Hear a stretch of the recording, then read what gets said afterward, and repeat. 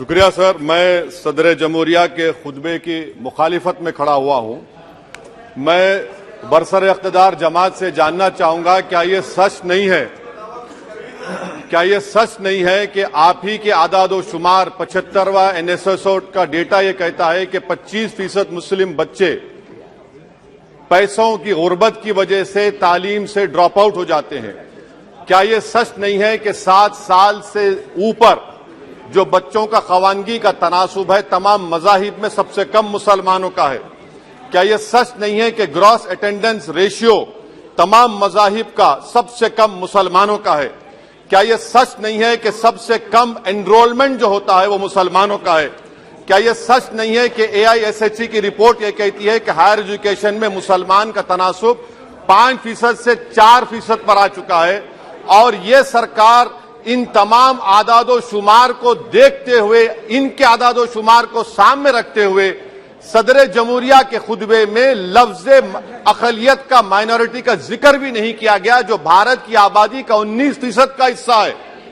ये इनकी मोहब्बत है अकलियतों से और मुसलमानों से। सर, क्या यह बात सच नहीं है कि आपने माइनॉरिटी के बजट को 40% कम कर दिया, स्कॉलरशिप के पैसों में 560 करोड़ रुपए कम कर दिए? ये आपकी मोहब्बत है जो नफरत की निशानी बनती है। नरेंद्र मोदी की सरकार ये नहीं चाहती कि अक़लियत और मुसलमानों के बच्चे तालीम याफ्ता होकर इस देश को मजबूत करें। वो उनको हमेशा गुर्बत और नाइंसाफी का शिकार बनाकर रखना चाहती है। सर, दूसरी बात इसमें यह है कि आज अक़लियतों को मुसलमानों के ताल्लुक से कोई महीना ऐसा नहीं जाता जहां पर उनको जान से मारने की धमकी नहीं दी जाती। बरसर इख्तिदार जमात के एक MP साहिबा ने कहा कि चाकुओं को सिर्फ तरकारी के लिए इस्तेमाल मत करो, गर्दनें काटने के लिए इस्तेमाल करो। बरसर इख्तिदार जमात के एक MP ने दिल्ली में कहा कि मुसलमानों का समाजी बायकॉट करो। बरसर इख्तिदार जमात ने गुलबर्गा के रेलवे स्टेशन को हरा रंग किया गया था, उसको ये कहकर तब्दील कर दिया कि मुसलमानों का रंग है। सर, मैं पूछना चाहता हूं, क्या नरेंद्र मोदी की सरकार तिरंगे के हरे रंग को निकाल देंगी? क्या हरा रंग मुसलमानों का है? क्या नरेंद्र मोदी की सरकार खरबूजे पर पाबंदी आयद कर देगी और देश की जनता से कहेगी कि नागपुर में आपके हेड ऑफिस में उगा हुआ सिर्फ संतरा खाया जाएगा? सर, नारी शक्ति की आप बात करते हैं तो बिल्किस बानो अगर मुसलमान नहीं होती तो बिल्किस बानो को इंसाफ मिल जाता। 20 साल से बिल्किस बानो लड़ रही है, मगर उसका नाम बिल्किस बानो है। आप इंसाफ नहीं करना चाहते बिल्किस बानो से। ये नारी शक्ति आपकी है। पसमानदा मुसलमान से आपकी मोहब्बत, दीजिए 1950 के प्रेसिडेंट ऑर्डर तरमीम करिए, दलित मुस्लिम का स्टेटस पसमानदा को दीजिए। आप नहीं देना चाहते। क्या मजहबी आजादी का उनको हक हासिल नहीं है? स्पीकर साहब, मैं मुसलमान हूं, मेरे बगैर ये मुल्क नामुकम्मिल है। मैं इस मुल्क का यरगमाल नहीं हूं, मैं इस मुल्क का कैदी नहीं हूं। मैं पूरे सिटीजनशिप की राइट को चाहता हूं और अभी चाहता हूं। कब आप बिहार के सुरजापुरी और कुल्हिया बादरी को कौमी OBC स्टेटस देंगे? स्पीकर साहब, दूसरी अहम बात मैं कहना चाह रहा हूं, चीन का जिक्र आपने किया। क्या प्रधानमंत्री अपनी जबान को जुम्बिश देंगे और चीन का नाम लेंगे? क्या आप चीन को डेमचौक और डेमसांग से उखाड़ कर फेंकेंगे?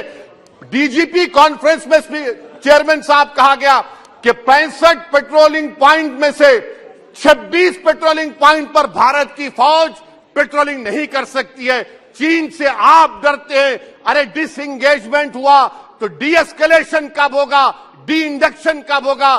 चीन से आप डरते हैं। 3 साल से चेयरमैन साहब 50,000 भारत की फौज हजारों फीट चोटियों पर बर्फ में खड़ी हुई है। देश के प्रधानमंत्री को क्या भारत की आवाम पर भरोसा नहीं है? भारत की फौज पर भरोसा नहीं है? अरे, चीन का नाम लीजिए वजीर आजम, डरिए मत चीन से। तीसरी पॉइंट सर, हमारे कानून के मंत्री चले गए। पैराग्राफ 79 और 82 में बेसिक स्ट्रक्चर पर, आईनी ओहदों पर बैठे हुए लोग बेसिक स्ट्रक्चर पर तनकीद करते हैं, लॉ मिनिस्टर कॉलेजियम पर तनकीद करते हैं। इस ऐवान में जब NJSE का बिल आया, मैं वाहिद MP था, अब याद होगा आपको, जो मैंने कहा था कि भारत के संविधान के खिलाफ होगा बेसिक स्ट्रक्चर के। इंदिरा गांधी से सबक हासिल करना चाहिए। इंदिरा गांधी कहती थी कि जुडिशियरी मेरी पाबंद होना। अब नरेंद्र मोदी कहते हैं कि जुडिशरी मेरी वफादार होना। इंदिरा गांधी ने 42nd अमेंडमेंट किया, देश की जनता ने इंदिरा गांधी को इख्तियार से बेदखल कर दिया। आप वही इंदिरा गांधी के इराक को ला रहे हैं। आप बताइए स्पीकर साहब, क्या ईसाई मानने वाले व्हाइट टेरर हैं? क्या ईसाई मजहब के लोग व्हाइट टेरर को फरोग देते हैं? आप बताइए। मैं यहां पर जजेस को तहफ्फुज करने के लिए नहीं खड़ा हूं, मैं बेसिक स्ट्रक्चर की हिफाजत में बोल रहा हूं। मैं अदलिया की आजादी के लिए खड़ा हूं, मैं एग्जीक्यूटिव की आजादी के लिए खड़ा हूं, लेजिस्लेचर की आजादी के लिए खड़ा हूं। चेयरमैन साहब, कोर्ट का काम यह नहीं है, जजेस का काम यह नहीं है कि नरेंद्र मोदी सरकार की मदद करे। अदलिया का काम यह है कि इस देश की कमजोर और मजलूम आवाम से इंसाफ किया जाए।